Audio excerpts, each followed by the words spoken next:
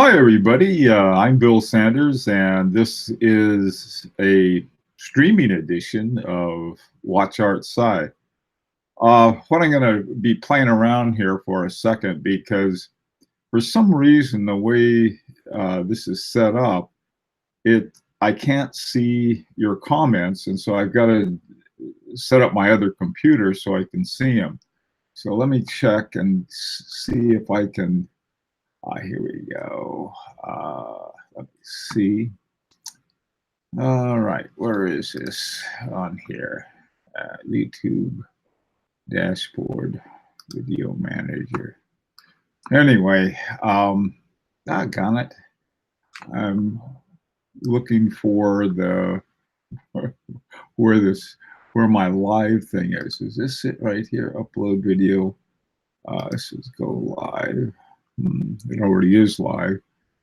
Okay, now that's, let's see, here it is, schedule live stream. Okay, let me see on this thing right here. Let me see if this will, okay, video edited.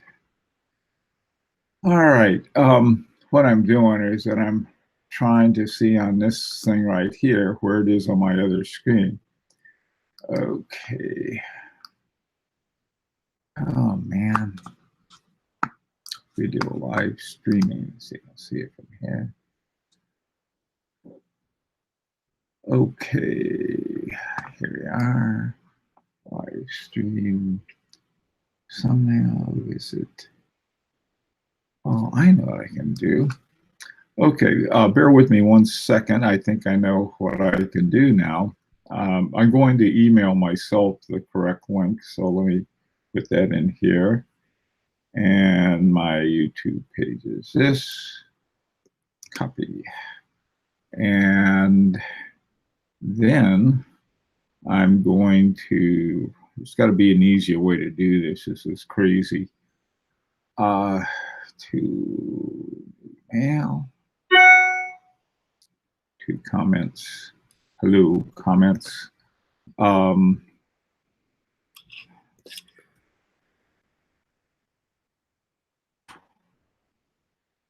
Okay.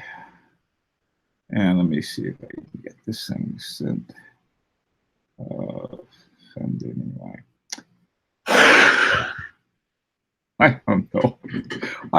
This is anyway. I'm going to start talking what I want to talk to you guys about, and see if I can get one of these computers. So let me know what's going on here, and try to locate my where the whatchamacallits are. Okay, 20th. All right. All right. Well, here's what I want to talk about, and hope to get people involved in this if you're interested. On Sundays, yesterday's program we had, we went through how Bill built a watch. And I thought, well, this might be a fun thing to talk about, and see who was interested in doing something like this. I may have to communicate with the comments page on my YouTube site, because I don't see these things come up. I can't find my own broadcast. So I probably, if I subscribe to it, but now I'm going to try to get it now. Hang on a sec. Let me see over here.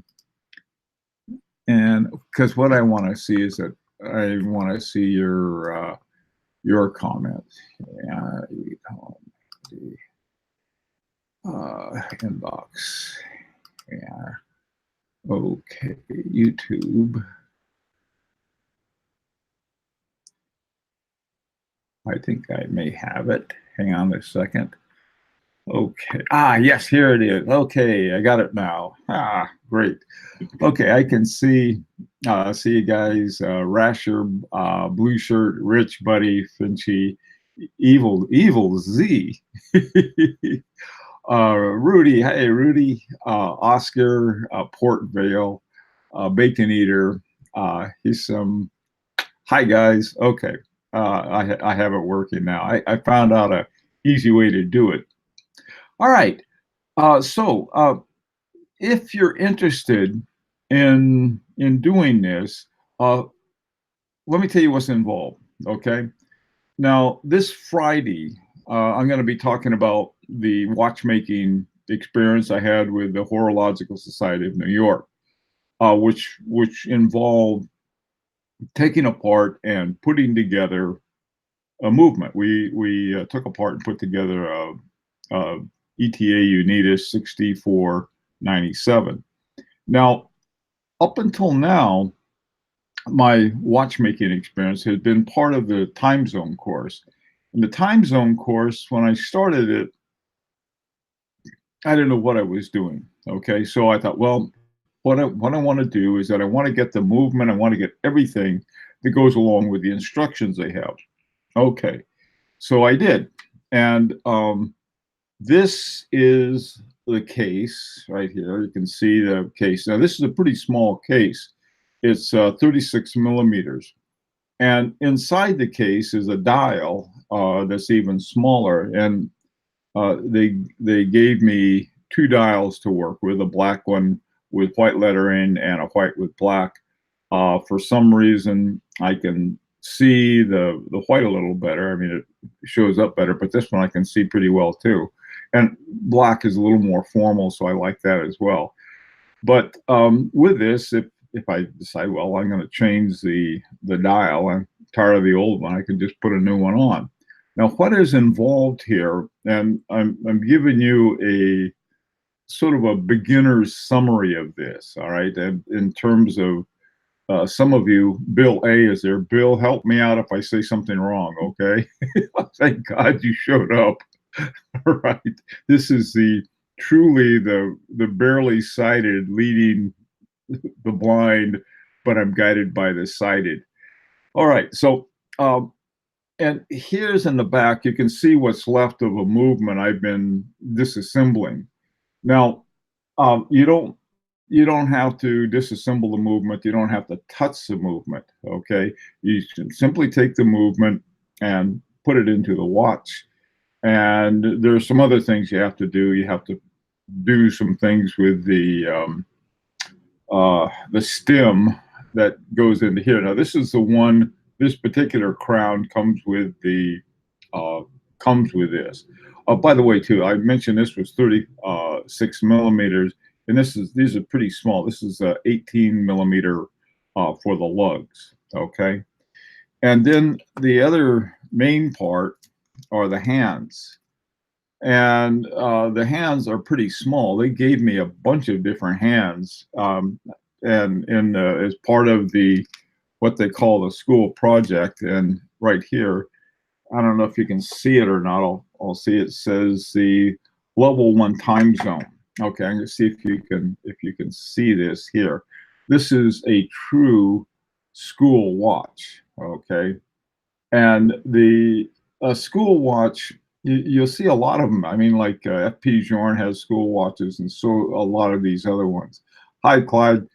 And the so what this is, and what I'd like to do, maybe we could do this as sort of all do it together, is to get some version of a bigger movement. When we took apart, disassembled, and reassembled the movement, it was like I said, it was a really for a pocket watch.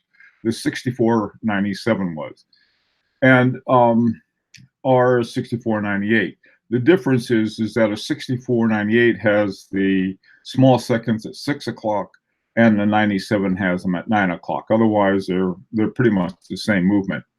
And what Bill A had, he had a clone of it for that is significantly less expensive. They're about $40. And Bill, correct me on anything I say that is wrong.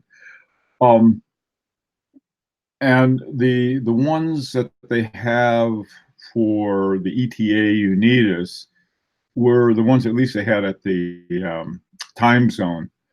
was about, let me see, I think it was about 170, something right around that neighborhood. Okay, so that's a big difference. Now, if you're making it within a watch, I mean, for your own watch, um, either one would do. The only thing, and Bill, again, please correct me if I'm wrong about this. I did read one article that said some of the Siegel 6498s or 6497s came, they were not pre-oiled. Okay, and this is a big deal because that's one thing I learned in my watchmaking class. You don't take an oil can and start squirting it in there. You got this thing that's got a pinhead to it, and with that pinhead, you touch certain spots that are oiling spots, and you have to use different weights of oil for different spots. So that whole part is very involved. And um, if there is if you screw it up, you got to take it all apart. You have to take the not just the watch apart. You have to take the entire movement apart, clean all the parts, and then put it back together again. We don't want to do that. Um, Bill, you said that could be true. Yours seems to work fine, and you're using them. So that's how come I wanted you to to help out. Um, there was anyway, I don't know if it was a batch of them or it was all of them or what it is, but that was only one concern. Now, these movements cost about a tenth of what something like Vaucher has. And Vaucher movements start around right around 1,000, I think, for a Vaucher movement. And which I thought would be cool if we had, and you have to buy a minimum of 25. And unless, okay, Bill said it's only been 2 months. If it seizes up on you, let me know. Anyhow, that's another possibility. Not right away. I think that if we did a project and we had one watch that we put together and looked anywhere near as good as one that Bill did, I'd be delighted. I'd be over the moon to have a watch like this. This one, this school watch that I've been working on, I don't know how much chances of it becoming an actual watch. And that's because in dealing with this small movement that I'm working with, I think it's called the Salita 201. That's a copy of some little ETA movement. And you can see it's not very big. My God, it was biggest mistake I made was not getting a bigger movement. But the problem was I wanted to follow the instructions on taking it apart and putting it back together again. Which leads me to another thing is that um, the construction of this watch, I'm going to need to put together some kind of sequence. Bill, if you got a good source for saying, all right, if you go take a look at this, there's a guy who I just love. And it's a watchmaker YouTube channel, and he explains everything just wonderfully well. For some reason, I call him the Mr. Rogers of the, I call him the Mr. Rogers of watchmaking. And anyway, that is I mean, he's very helpful, okay, on those kinds of things. And he has one video that I heard about, and I'm going to try to find some other ones. Mark Lovick. Okay, Mark Lovick. All right, he's the guy. I think he's the same guy. He's a really cool English guy. At least, okay. All right. Getting our focus down here. Here's a possibility. Like I said, if we all could make one, and we could use any style dial we wanted, as long as it was the right size to fit the case. I mean, Bill told me that if you have like a 42 millimeter case, you can't go out and get a 42 millimeter dial. You have to get a dial at another size. The ones that they gave us for the class fit the dial, so we didn't have to figure that one out. I mean, the dials fit the case. So anyhow, yeah, a watch repair channel is the one that I saw it on. Eh, oh, okay. Anyhow, so one of the things, like I said, okay, so let's say that we're able to do that and put it together and then enjoy doing it. One of the things that I hope to get out of this project like this would be to, there it is. Bill has it up there. It's 35 millimeters for the size of the dial and 42 millimeters for the size of the case. Okay, so you have these two different things going on at the same time. And so in ordering one of the others, I saw this dial that they have on, this was Fry, something like that, or Ofree. Coolest looking dial. I mean, it looked like the kind of dial that I've seen on some really very good and very expensive watches. And then you can choose any kind of hand you want. I happen to like the leaf hand a lot, and I like I think it's called not the cathedral, but it looks like they have like a stained glass window. Maybe it is the cathedral hand, but the deal is that you can put it together any way you want. The biggest thing I had was making sure that 12 was right at 12 o'clock and where they're supposed to be. Now, with these bigger ones, you can add a small seconds to it. And so not only do you have the minute and hour hands on the same, so they're not on the same pose, but they're on the same general pivot line, I'll put it that way. And then you have a small seconds that instead of putting a third hand in the center, you have it at 6 o'clock if you're using a 98, and you have it over at 9 o'clock if you're using a 97. Okay, Bill A, there's more help. Is that if you have a case from 44 millimeters to 38.9 millimeters, you can use the 35 millimeter dial. Is that correct, Bill?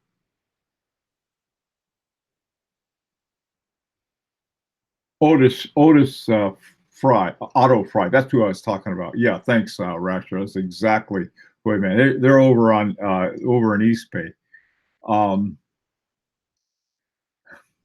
Okay, yeah. All right. Let's. Yes. Okay. Yes. Okay. So, all right.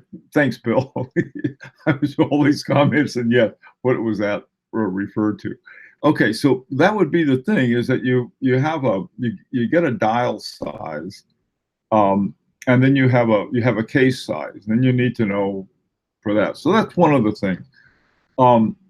The techniques and tools. There's a tool that I have around here somewhere that looks like a lever, and it's used to put the hands on. To me, and Bill, again, correct me if I'm wrong about this, but what looks the most difficult on the dial, I just put this together. It took me about 5 minutes to put the dial in the case, having the one that fit.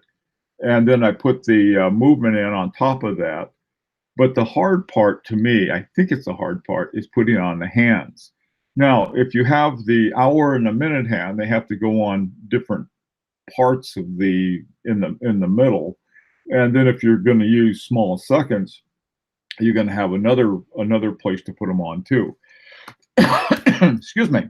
One of the things that I thought would be a lot of fun, in sort of an insane way, once it was possible to make that, is to look into how you could take a standard movement like a 6498 in the same way that Thomas Ninkrust has done, and Hornis and a couple other the Dorbas. Now, these guys are real watchmakers. They're not monkeying around like I am.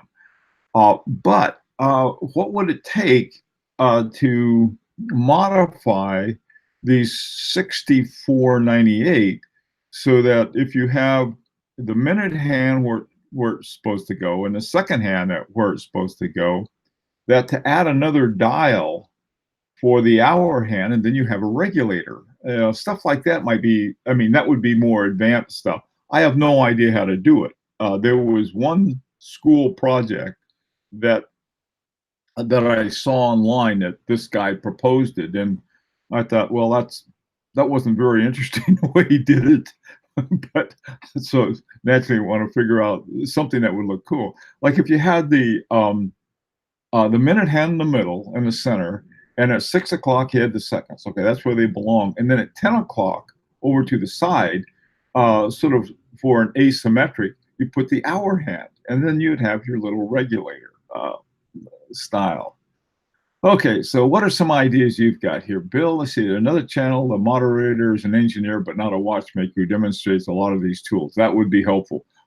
They have this thing that looks like a little lever that you use for putting the hands on. Then you have these little tab things that you slip underneath it so you don't mess up the dial where you're putting it on the hand. That part seems to be the most, it's called a pusher. Okay, it's called a pusher to hold that thing down with. That would be another cool thing, I think, to to demonstrate.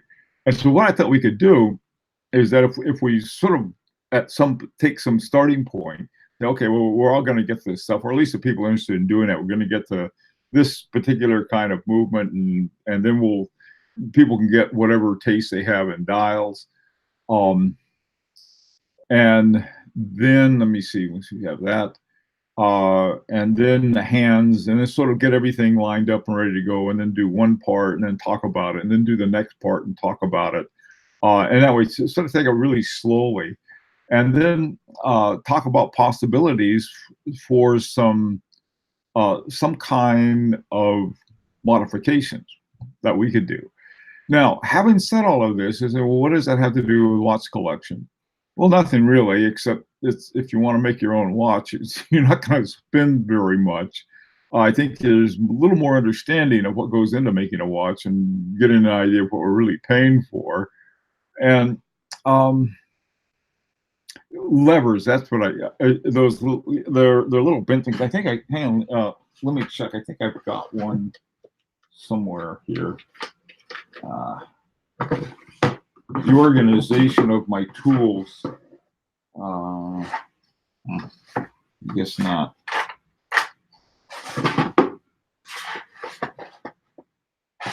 No, anyway, I'm sorry about that. I thought I might have had them right handy. I should have got it out and talked about it. But that's the first thing that I think we're going to need to do, and to have some discussion about it, is getting tools, where to get the tools, where to get the parts, what are some different options we have in getting parts or hands or dials and so forth. And Bill, I hope, will help us with that. Anyway, hey, LEB. So these are some things. What are some projects that you think would be sort of fun to do? That might be a lot of fun to work on. What I'm doing, I'm looking over the top of my computer. I can see the comments now.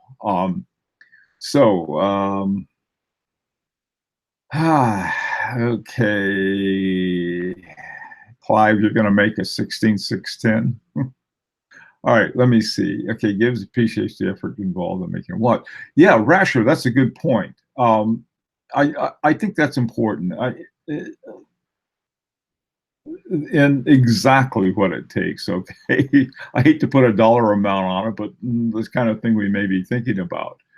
All right, so let's see. What do you guys? What would be some kinds of things? What about this? Let's say down the road, let's say that we get pretty good at this stuff, and say, hey, if we can get 25 of us together, we can buy for $1,000 a piece. We could buy a Voiture movement, put a Voiture movement in it, and then have talk about some kinds of things that might be really fun. Moving up, and also getting some interesting kinds of cases other than like what does a gold case cost, or a titanium case, or tantium, I don't know if you can even find those, or a brass case. Something that might be we could do with some things. Okay, should you? Hi from Atlanta. I know this is the wrong live stream for this, but thought you could appreciate it. Picked up a really nice Nomos. Yeah, right. Okay, well, congratulations on your new Nomos. And it just so happens that that's probably one of my favorite Nomos, because I love the ones with the gang reserve. They have are the power reserve indicator. Okay, should you or should you? Okay, thanks for that. All right, what else we got going? Anybody else have some ideas of some watches you might like to put together? No, no ideas. Okay, nothing so far. All right, okay. Yes. All right, Rasha says yes, but it also make me aware of how mechanically incompetent I am. Rasha, you'd have a hard time beating me, believe me. I mean, this is this, working with these kinds of things. You get the right kind of tools, and it's sort of fun. We put together and took apart an entire movement. I mean, this is everything came out of that movement, everything, and we did it with 3 screwdrivers. They have these little. Let me see if I can find one.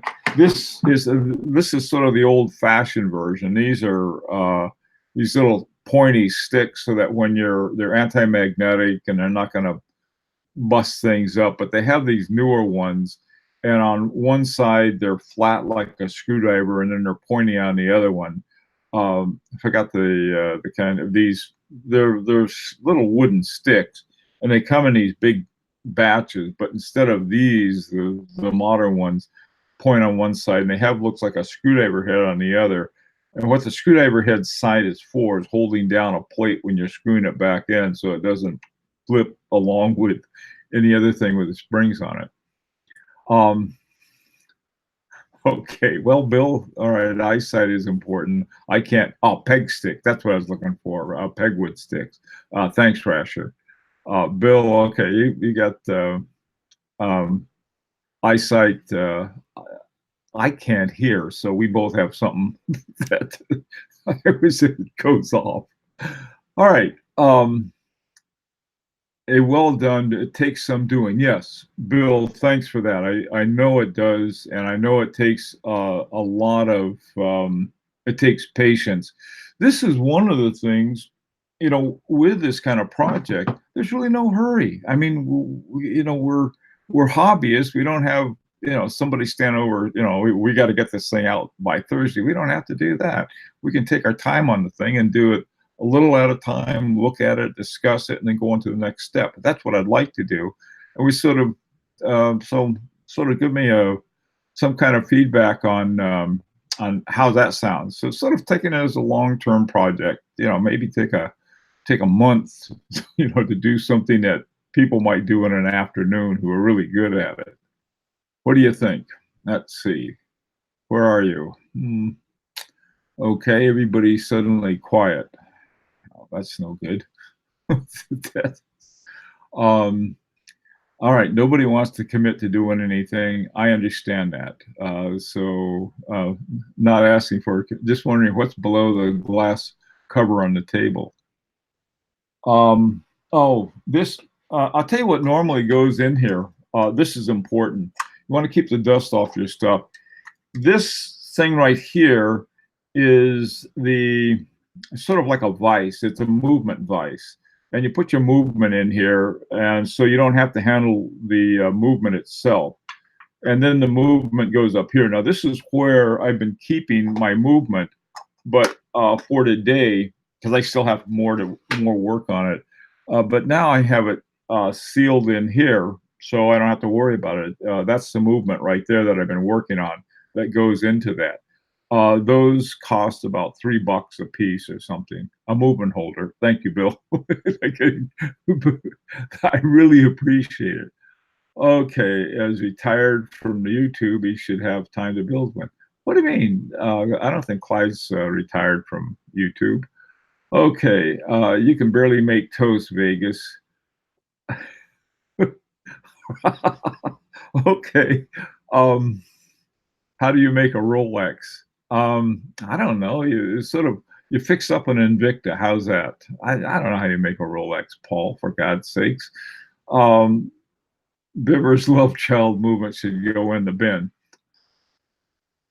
Okay, well, listen, this is what I'm going to do, and if anybody would like to do it, let me know. I'm gonna, with Bill's help and maybe some other people, we'll try to find some we'll try to find some sequence. And so what I'm going to do, well, you got the pointy stick. You can show us how to defend yourself from fresh fruit. Okay, well, you can actually, where's my pointy stick? Ah, damn, I lost it. I keep losing these things. That's how come they give you a big pack of them. I don't know what happened to my pointy stick, my peg stick, pegwood stick. The with great difficulty. I think Bill, that was Bill's answer to Paul's question. How do you make a Rolex? Okay, you get what they have. They have an instant Rolex box, and you get the box and you shake it. Now it comes a Rolex. It's sort of like shake and bake. That's how they make Rolexes. I don't know how they make them. Everything they do is very secretive. The I think the way they make FP Journes is that they have this secret way, and then they hire these young watchmakers to do a certain part, and then they bury them. So that's another way of maintaining secrecy. All right, well, listen, you guys, thank you all for coming. And what I'm going to do, I'll just go ahead and start this project. And I'll have little videos as we go along saying, okay, this is what I did for the first part. These are the parts I bought. These are the tools that I'm using. By the way, too, that's going to be another part I think that we need to pay attention to. One of the things that's important, I got this little carousel of screwdrivers, and we used the red one, the green one, and the blue one in the project that we were working on this weekend. And the trick is, or one of the requirements is a yeah, Sam, thanks. That's a good place to put it. What I'll do is I don't know, in terms of the case that I got for this is just one of those screw-on cases. You really don't, you need a case opener, but you really don't need a screwdriver. I'm not sure what tools you need, and Bill's gonna help me out, and I'll take a look at that video on that too. And all right, well, listen, everybody. So I guess the first step is going to be to get the parts and decide what parts are going to be used, and you can get any ones you want or any movement, and then I'll sort of go through the steps and try to set something up, and I'll watch a lot of videos and ask Bill a lot of questions. There's another guy, there's somebody else who is one of the subscribers to Watch Art Sci, who also is really good at this stuff. And so if we can find him, but Bill seems to be pretty good too, based on what he's been able to do. So we can do this. This is a Rolex free zone. Well, I tell you, I found a Rolex I like, Rudy, finally. And that is I think I mentioned this before, they don't make them anymore naturally. So that's one of the things. it's called this Cellini Prince, and it's got this kind of shape to it. And I swear to God, the movement looks a lot like my my Jacquet 736, and it's really nice. It's a neat watch. So anyway, that's what I like. All right, guys. I hope to see you again. I hope some of you, anyway, would sort of like to go through this. Paul, it's called a Prince. It's called a Cellini Prince. There's a Prince and a Cellini Prince. I like the Cellini Prince. There is a difference. The regular Prince doesn't have a see-through back. Okay, guys. Thanks again, and oh, take care. Bye bye.